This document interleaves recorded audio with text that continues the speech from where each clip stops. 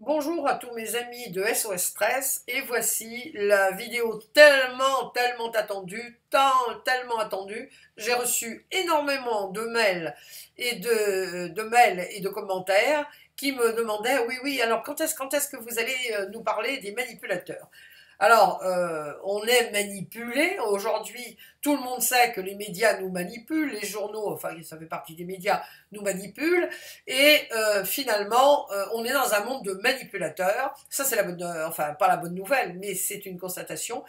Et on est dans un monde de manipulateurs parce qu'on se laisse manipuler, parce que c'est un jeu qui se joue à deux. À partir du moment où vous ne vous laissez plus manipuler, eh bien, il n'y a plus de jeu. Hein, la guerre s'arrête faute de combattants. Alors, pourquoi est-ce que les manipulateurs ont tellement de succès auprès de nous et principalement les femmes, hein, je ne dis pas que les manipulateurs sont obligatoirement des hommes, mais disons que nous, les femmes, on se laisse facilement attendrir par des manipulateurs, parce que je vais vous parler de certaines attitudes hein, que ces messieurs, ou les femmes, hein, attention, il y a de grandes manipulatrices aussi, mais disons que comme la femme aime bien, on a un petit côté, on attend toujours le prince charmant, un petit côté le cœur, on nous raconte de jolies choses, on nous dit qu'on est sympathique, bien habillé, qu'on a des beaux yeux, et ben oui, ça nous fait un petit quelque chose. Alors si on n'a pas confiance en nous parce qu'effectivement au départ c'est toujours ça, les manipulateurs arrivent à nous avoir, à nous manipuler, manipulatrices ou manipulateurs, parce que il y a au départ de la part de celui qui est manipulé un manque de confiance. Bon, bien sûr que celui qui manipule, évidemment, lui non plus n'a pas confiance. Mais là, on ne va pas rentrer dans le détail, on parle de ceux qui souffrent enfin, qui ont en face d'eux un être qui manipule. Alors, vous avez celui qui est le plus connu, hein, c'est les maîtres chanteurs, qui vous dit oui, si tu fais pas ça, eh bien il va arriver ça. Alors je vous raconte un cas, une formatrice il y a de nombreuses années, elle nous parlait précisément sur la manipulation et elle nous parlait d'un de ses amoureux qui était extrêmement manipulateur et elle avait rompu avec lui parce qu'elle n'en pouvait plus. Et alors, elle avait, elle a eu de la peine, elle l'aimait sûrement encore aussi, et au moment de Noël, elle l'a récupéré. Mais ça n'allait pas du tout parce que il manipulait à la fois ses enfants et elle, et un jour, lui dit maintenant ça y est, c'est terminé, définitivement, tu t'en vas. Et il lui dit, si tu me mets à la porte, je me suicide. Alors là, grand silence, on était quand même pas mal dans la salle, hein, grand silence, on s'est dit, mon Dieu, ben, elle me dit, c'est suicidé. Alors là, on était tous et toutes suffoqués, et elle ajoute, bon, apparemment, bon, il s'est trompé, il avait fait déjà de nombreuses tentatives de suicide, qui n'avait pas réussi, c'était uniquement de la manipulation, il devait savoir, comme il était pharmacien, il devait savoir exactement ce qu'il fallait prendre comme pilule, et puis là, il y a quelque chose qui a raté hein, dans son manège, et il est vraiment mort. Alors là, comme je vous dis, là, on était tous vraiment interloqués, on ne savait pas trop quoi dire, on lui dit, mais alors, elle dit, c'est effectivement, ça m'a fait un choc. On peut pas dire que quelqu'un se suicide comme ça, surtout quelqu'un avec qui on a vécu quelques années. Mais elle me dit non, elle nous a dit, mais soyez bien sûr que si je ne l'avais pas mis à la porte, ce n'est pas une personne qui serait morte, c'était 4. C'est-à-dire mes 2 enfants, moi, et bien sûr le manipulateur, et c'est pas sûr que le manipulateur, lui, il serait mort. Hein. Bon, il faut savoir que par statistique, on a des statistiques aussi là-dessus. 5% des gens qui sont victimes d'un maître chanteur, d'un manipulateur, d'un narcissique aussi, hein, 5% sont conduites au suicide. Donc, ce n'est pas de la rigolade quand on parle qu'on est manipulé. D'ailleurs, je vous en parlerai un peu plus en avant. Il faut faire très attention. Si vraiment vous vous rendez compte que vous êtes devant quelqu'un qui vous manipule, vous en êtes consciente et vous ne savez pas comment vous arrêter, Alors là, je vous dis, halte là, allez voir un avocat, un médecin, un psychiatre, un psychologue, allez voir la police, allez voir qui vous voulez, mais stop, il faut vraiment faire très attention, c'est un jeu qui peut se terminer très mal. Je dis c'est un jeu, pourquoi? Oui, parce que le manipulateur, il s'amuse, lui c'est un jeu, ce qu'il veut, c'est vous attirer dans ses filets. Alors comment est-ce qu'il fait? Oh, c'est vraiment... alors là, une autre statistique, là, pendant qu'on est dans les statistiques, il paraîtrait que dans une vie de, bon, allez, on va dire de 80 ans, tout le monde, un jour, serait victime d'un manipulateur. Mais un grand manipulateur, pas les petites manipulations que tout un chacun fait, et dont je vais vous parler tout de suite après. Donc, le maître chanteur, c'est si tu fais pas ça, il va arriver ça. Bon, alors comme la personne a peur, parce que évidemment il y a toujours des peurs derrière, la personne a peur bon, du suicide ou de plus être aimée par cette personne, qui au départ était tellement gentille, elle était vraiment, c'était un amour, c'était...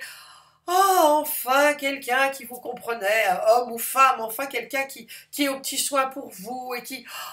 Malheureusement, une fois que vous êtes arrivé dans ces filets, c'est comme un pêcheur, vous voyez. Moi, je compare les manipulateurs, ils lancent leur filet. Alors, comment ils lancent leur filet? Eh bien, ils voient, hein, ils vous étudient d'abord. Hein. Alors, ce sont souvent des gens qui ne parlent pas beaucoup, vous savez, en société, qui parfois ont un air assez mystérieux, assez... pas toujours, mais ils vous étudient. Alors évidemment, pendant qu'ils sont en train de vous étudier, évidemment, ils ne peuvent pas parler.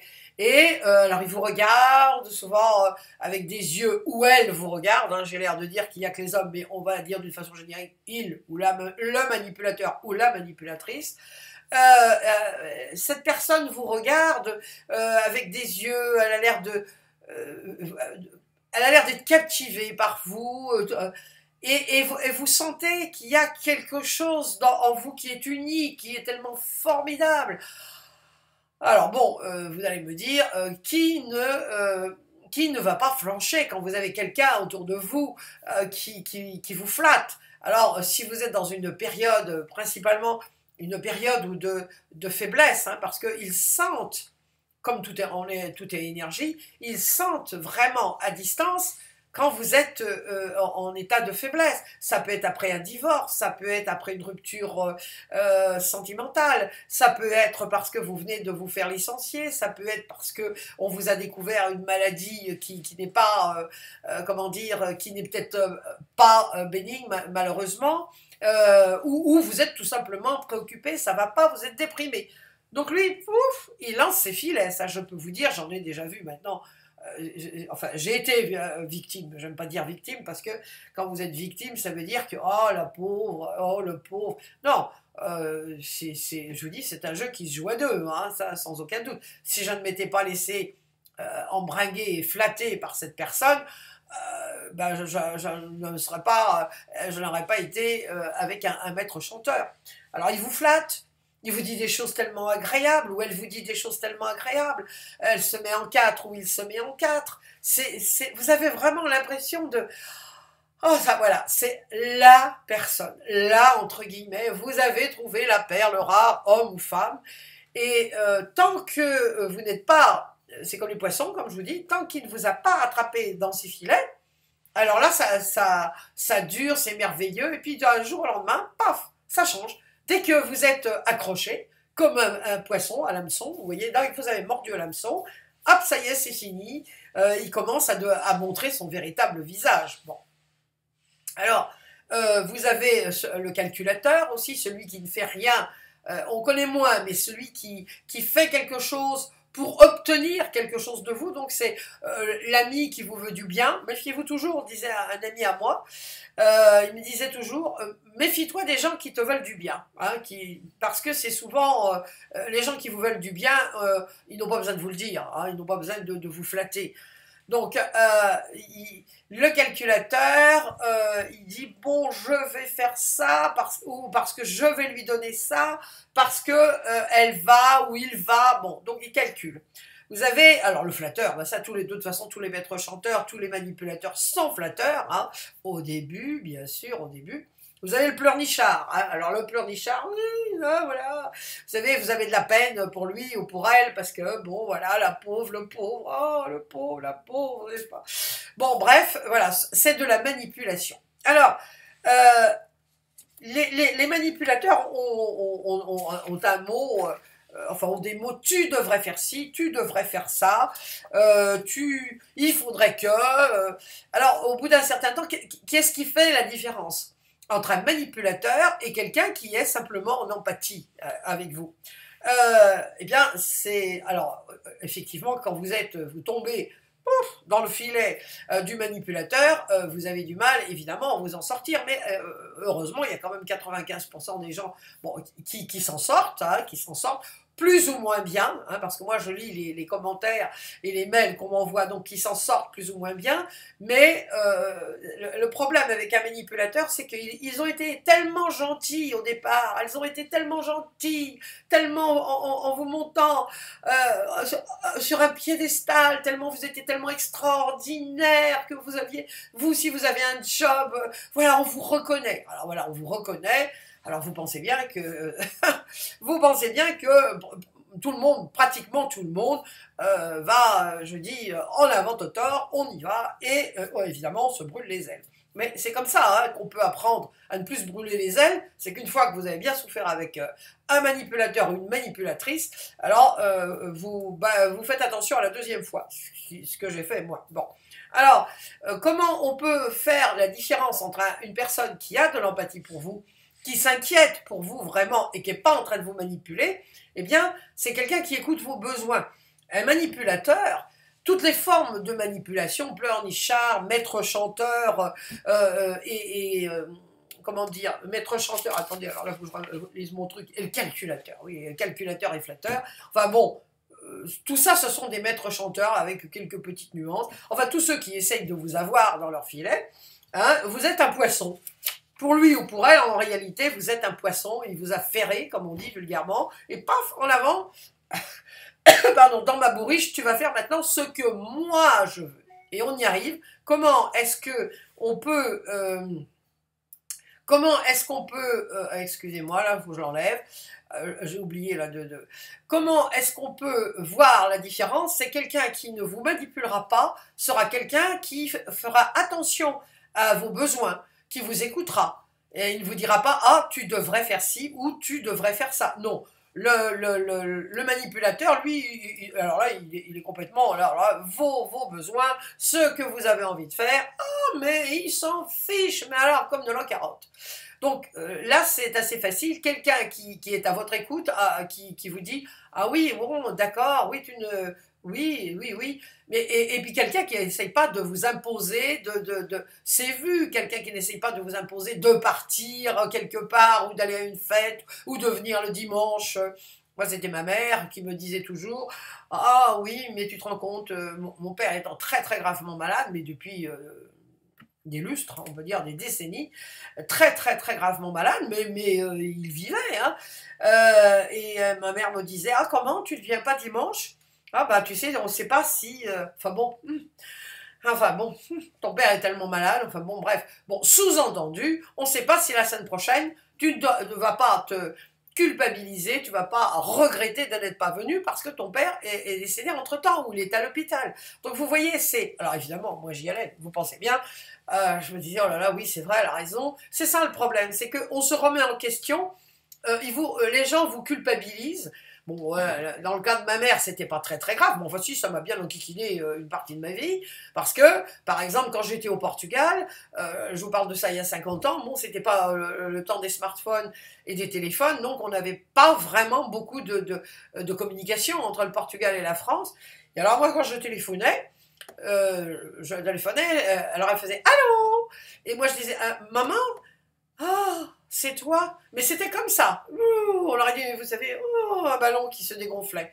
Donc elle était toute pimpante, toute rigolarde quand je l'appelais. Dès qu'elle sentait que c'était moi, « Ah, c'est toi ?» Évidemment, tout de suite, moi, ça y est, j'étais au 36e sous-sol parce que je me disais, oh là là, la pauvre, elle est toute seule, bon, fille unique, avec mon père malade, tout ça. Mais ce n'était que de la manipulation pour me culpabiliser. Ils aiment bien, hein, les manipulateurs, ils aiment bien vous culpabiliser. Généralement, ils font bien leur coup. Donc, on est là, mon Dieu, oh là là, j'aurais dû, j'aurais pu, vous voyez. Donc, je pense que en parlant de ça, de la manipulation, il y en a beaucoup qui vont se reconnaître. Hein. Alors, il y a les manipulateurs comme ma chère mère, enfin, j'adorais ma mère, et j'adore ma mère, mais les manipulateurs, bon, un peu soft, hein, vous voyez, comme ça.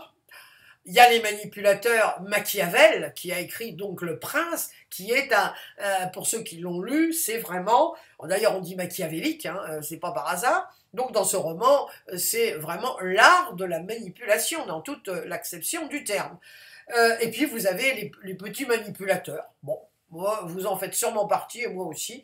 De toute façon, tout le monde manipule un peu quelqu'un. Hein. Il ne faut pas non plus se mettre l'auréole. J'ai rarement rencontré dans ma vie quelqu'un qui n'avait jamais manipulé ou qui manipulait pas. Alors évidemment, en vieillissant, bon, on se dit, oh là là, bon, moi je travaille beaucoup sur moi-même.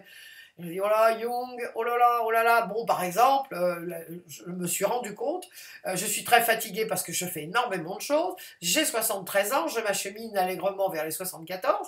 Et quand je n'ai pas envie, alors là, vous voyez, je vous raconte tous mes petits secrets. Eh bien, quand je n'ai pas envie d'aller quelque part, ou parce que je suis fatiguée, ou parce que je suis toujours partie à droite, à gauche, en train de faire des vidéos, des livres, des brossards, des machins, enfin bref, je dis, ah oui, bon, quand même, hein, 73 ans, et je fais de la manipulation avec mon âge. Vous voyez, l'air de dire, bon, m'énervez pas trop quand même. Bon, finalement, j'arrive à faire comme ma mère. Non, mais vous vous rendez compte, d'une façon plus suave. Mais là je m'en suis rendu compte. Hein. Oula, j'ai dit, dis donc, Jung, là, je parlais évidemment à Jung, mon alter ego. Je dis, oh là là, ma petite Jung. Voilà, c'était pas la peine de critiquer, de dire que tu avais souffert de ta chère mère. Finalement, de temps en temps, pouf, pouf, pouf, voilà, la petite manipulatrice qui part en action. Donc, effectivement, tout le monde manipule un petit peu. Et le tout, c'est d'en être conscient, vous voyez. Dès l'instant que vous dites, si tu fais ça, tu ne viens pas déjeuner parce que si tu ne viens pas, il va arriver quelque chose. Ah, tu m'avais promis d'aller au cinéma avec moi. Oh, bah alors, je vais t'obliger d'y aller toute seule ou tout seul. Bon, bah oui, tu vas être obligé d'y aller tout seul.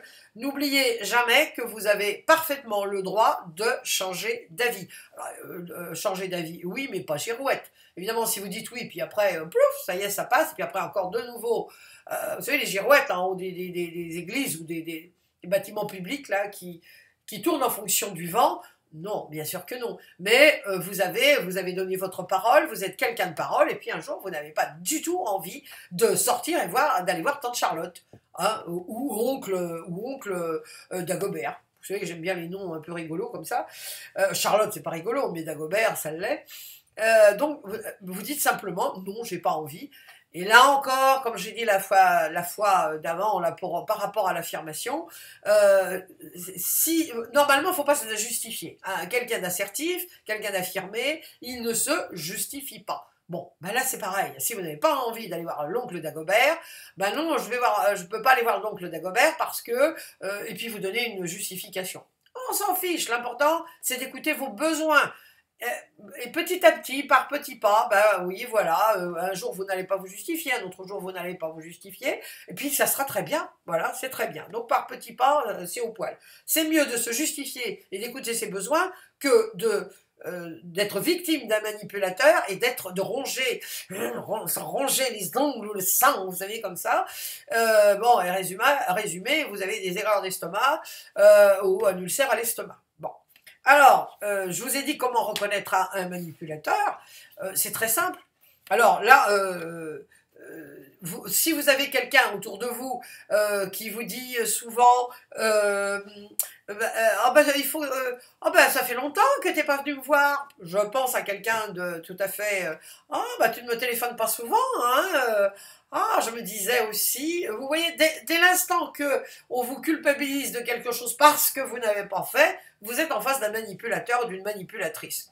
Alors je vous dis, évidemment, tout ça, ça fait partie de la non-affirmation, ça fait partie de l'estime de soi. Quand on a une bonne estime de soi, on n'en a rien à faire de dire à quelqu'un, non, je n'irai pas voir oncle Dagobert. Non, je n'irai pas voir oncle Dagobert. La personne insiste et nanana, et là, c'est ce qu'on appelle le disque rayé, et vous dites, oui, oui, je comprends, vous pouvez dire avec humour, oui, c'est vrai, je suis vraiment une sale fille. Vraiment, je suis pas gentille du tout, du tout, du tout, du tout. Et oui, t'as raison. Mais je n'irai pas voir oncle Dagobert. Le disque rayé, vous voyez, vous reprenez la personne.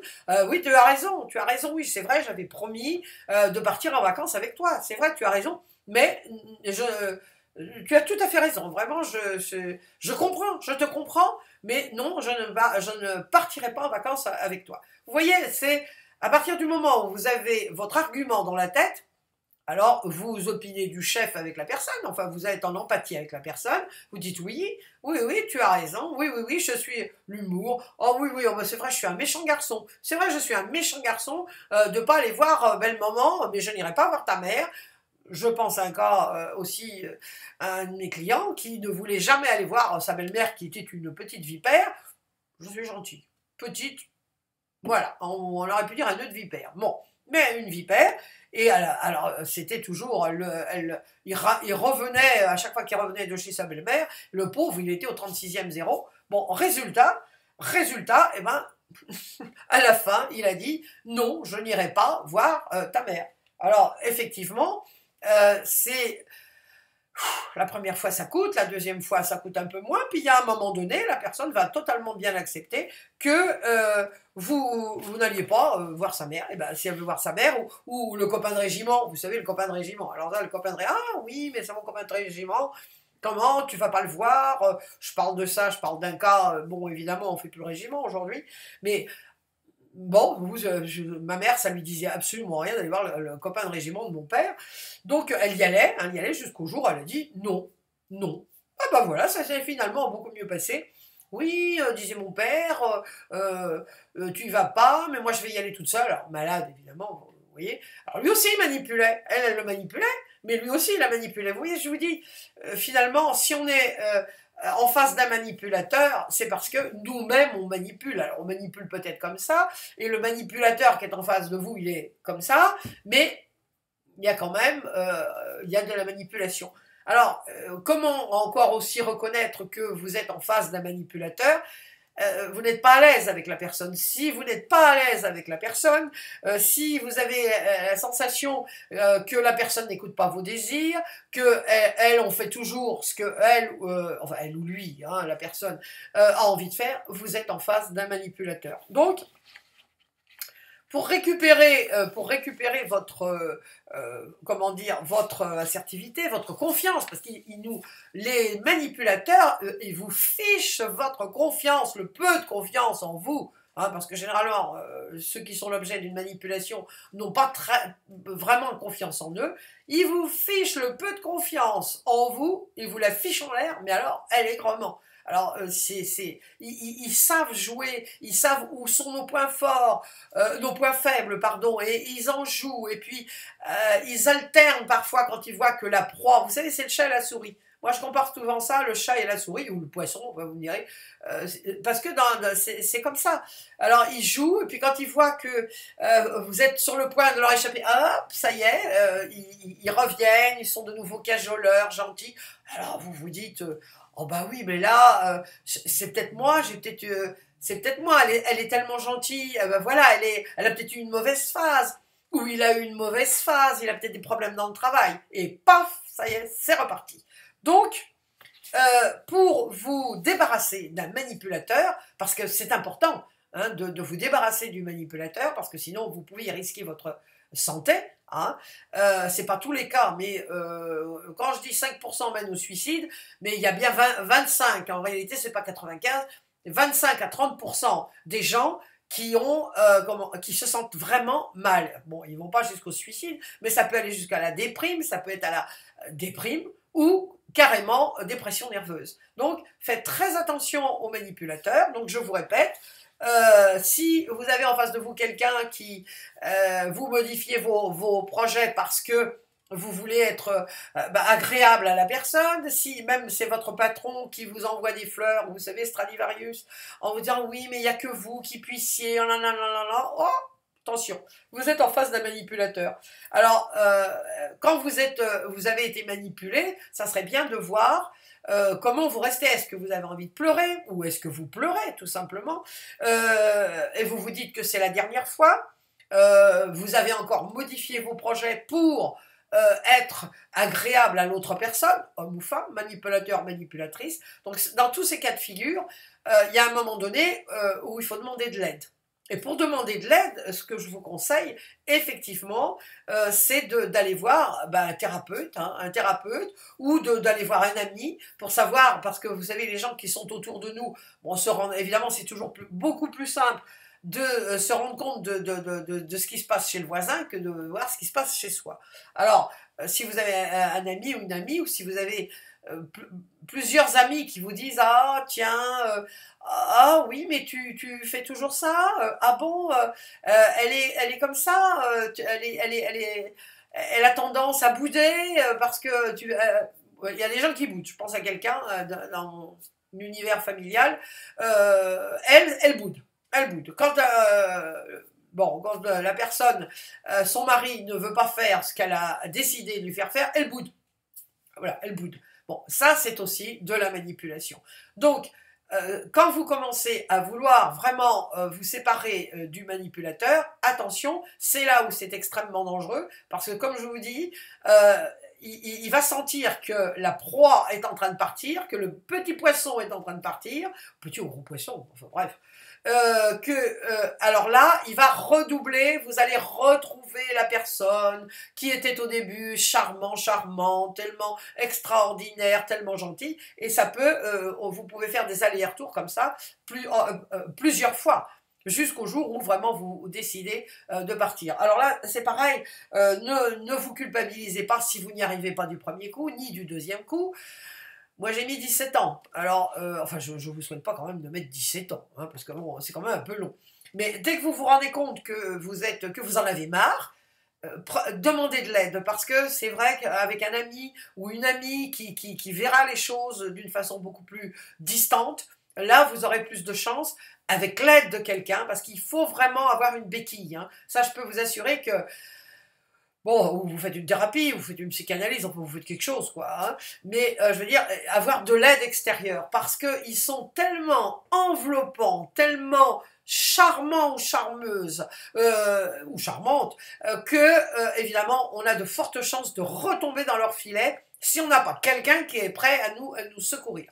Donc voilà, c'est ça. J'espère que vous avez été, enfin, vous êtes maintenant un peu plus au courant de ce que c'est que la manipulation. Si vous avez le sentiment autour de vous qu'il y a un manipulateur ou une manipulatrice, c'est-à-dire quelqu'un qui ne vous écoute pas, mais qui n'écoute que ses besoins, ce sont bien sûr des égocentriques, hein. Moi. Donc si vous êtes avec un égocentrique ou une égocentrique, faites attention, ça peut très mal se terminer. C'est pas 5%. Oui, c'est pas beaucoup, 5%, malheureusement, il y en a qui font partie de ces 5%. Alors, je vous dis encore, on ne va pas se quitter sur une note triste. Moi, je m'en suis sortie, il y a tout un tas de gens qui s'en sortent, c'est tous les jours faire un petit pas et tout, voilà, on pourrait peut-être aller au ski de telle date à telle date. Ah non, moi ça me convient pas, tiens, moi non, c'est de telle date à telle date, non, mais moi ça serait plutôt de telle date à telle date. Puis alors le ski, non, cette année, ou juste vous changez un peu la date, vous changez un petit quelque chose, les petits pas, voyez-vous, les petits pas. Alors, je vous souhaite vraiment, c'est assez lourd hein, comme vidéo, parce que c'est un sujet qui est lourd. Hein, on est vraiment au milieu de manipulateurs. On voit par les médias, on est dans un monde de manipulation. Alors, pour s'en sortir, pour rester droit dans ses bottes, comme dirait l'autre, droit dans ses bottes, eh bien, il faut avoir une bonne, voilà, je ne vous manipule pas, là, c'est vraiment une une constatation. Ce qui est essentiel, c'est d'avoir une bonne confiance en soi, une bonne auto-estime. Tant que vous n'aurez pas une bonne auto-estime et une bonne confiance en vous, vous pouvez être sujet à la manipulation. Voilà, je vous souhaite eh bien, de digérer tout ça, hein, parce que c'est un peu lourd, et vous ferez des exercices, enfin je vous mettrai quelques petits, il y a plusieurs pages, donc je vous mettrai des exercices juste après, 2 exercices, pour savoir si vous êtes entouré ou si vous avez un manipulateur, une manipulatrice autour de vous, et comment vous en sortir. Voilà, bien, et bien la prochaine fois, et la prochaine fois, ça sera l'année prochaine. Donc je vous souhaite d'excellentes fêtes de fin d'année. Et l'année prochaine, on parlera des embûches, des problèmes que vous avez dans la vie. On commencera bien l'année en vous disant chic, j'ai les embûches, ça me fait progresser. Voilà, je vous souhaite plein de bonnes choses pour l'année prochaine, enfin pour cette fin d'année, et ensuite pour l'année prochaine. À très bientôt.